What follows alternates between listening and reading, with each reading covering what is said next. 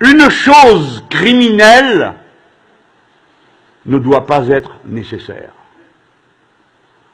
Pensez à votre tour aux choses criminelles que vous avez sous les yeux. Alors, d'où tout cela est-il venu? Jamais de rien d'autre que de nos plus grandes révolutions. Et jamais de rien d'autre sans que les intéressés se soient insoumis. Car si la Convention doit connaître de la question de l'esclavage, c'est parce que les esclaves se sont eux-mêmes libérés à Haïti et Saint-Domingue. C'est parce qu'ils ont fait la pression qu'il fallait pour qu'alors la question soit posée, parce que eux s'étaient emparés de leur liberté de vive force. Eh bien, qu'on en tire la leçon pour nous. Rien n'est jamais acquis contre les privilèges que par la lutte.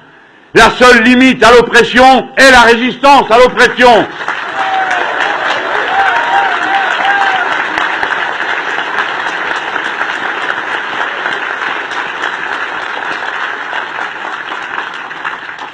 Les esclaves n'ont jamais accepté leurs conditions abominables. À chaque occasion, ils se sont révoltés. Et la brutalité, le sadisme des châtiments qu'ils subissaient étaient destinés à inspirer une terreur constante dans la servitude. Et malgré cela, sans cesse, ils reprenaient leur insoumission, leur insurrection. Village de noirs dits marrons, parce qu'ils échappaient à la servitude. Dans combien d'endroits? En Martinique, en Guadeloupe, en Guyane, à La Réunion, partout où l'on pensait que les esclaves pourraient finir par accepter leur sort, jamais ils ne l'acceptèrent. Et nous tous, quand nous y pensons, nous ne devons jamais l'oublier. Ce qui se faisait alors, mesdames et messieurs, et même si nous savons tous que comparaison n'est pas raison, c'était une mondialisation. Le pétrole de l'époque, c'était le sucre. Et un commerce était organisé sur 3 continents où l'on distribuait à un bout de la verroterie pour récupérer à l'autre de l'or. Et entre les deux, il y avait cette masse immense de souffrance et de servitude. C'était la mondialisation esclavagiste.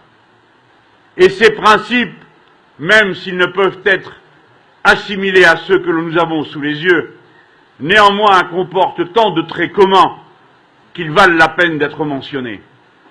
Je ne peux passer à ma conclusion sans évoquer le visage du vainqueur de la lutte contre l'esclavage en Haïti, Toussaint Louverture.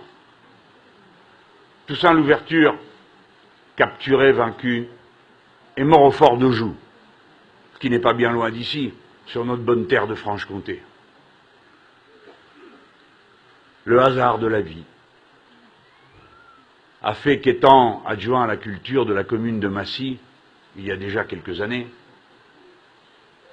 j'ai eu à choisir de l'installation d'une œuvre d'art. Et j'ai participé à l'érection d'une statue en bronze sur la place du marché, à même le sol, représentant Toussaint Louverture.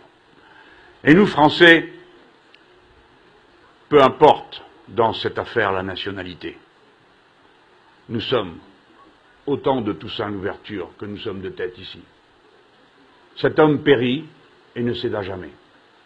Sur place, quand on vint leur faire la guerre, et chaque fois qu'ils se sentirent à 2 doigts d'être vaincus, les Haïtiens d'alors résistèrent de toutes les façons possibles. Et on se souvient de cette scène extraordinaire de Delgrès. Préférant faire sauter le fort, lui et ses hommes, il était noir et officier français, plutôt que de se rendre. Vous voyez, évidemment c'est une histoire résumée, mais j'ai voulu, puisque me voici le candidat des Insoumis, célébrer les Insoumis les plus courageux qui soient, c'est-à-dire ceux qui en avaient le moins les moyens de leur insoumission. J'ai voulu célébrer avec vous l'amour de l'esprit humain et de la liberté qui nous mène tout droit à l'amour de l'égalité.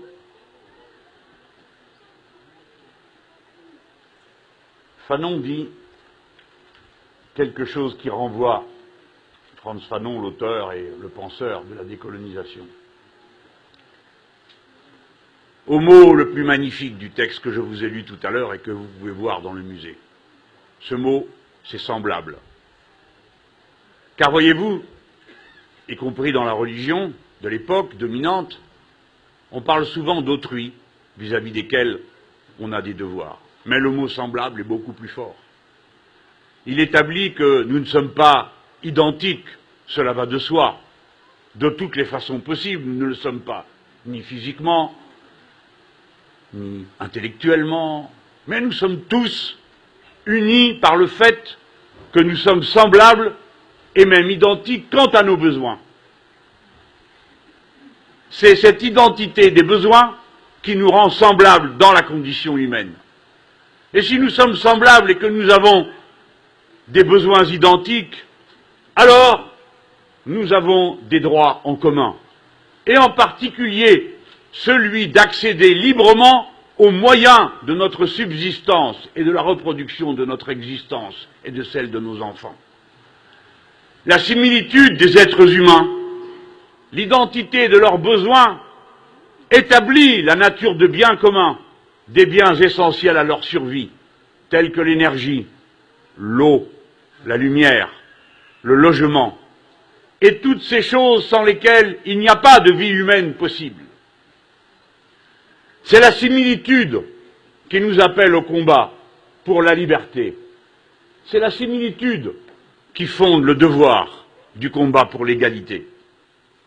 Et Frantz Fanon, peau noire, masque blanc, dit que cesse à jamais l'asservissement de l'homme par l'homme, il veut dire de l'être humain.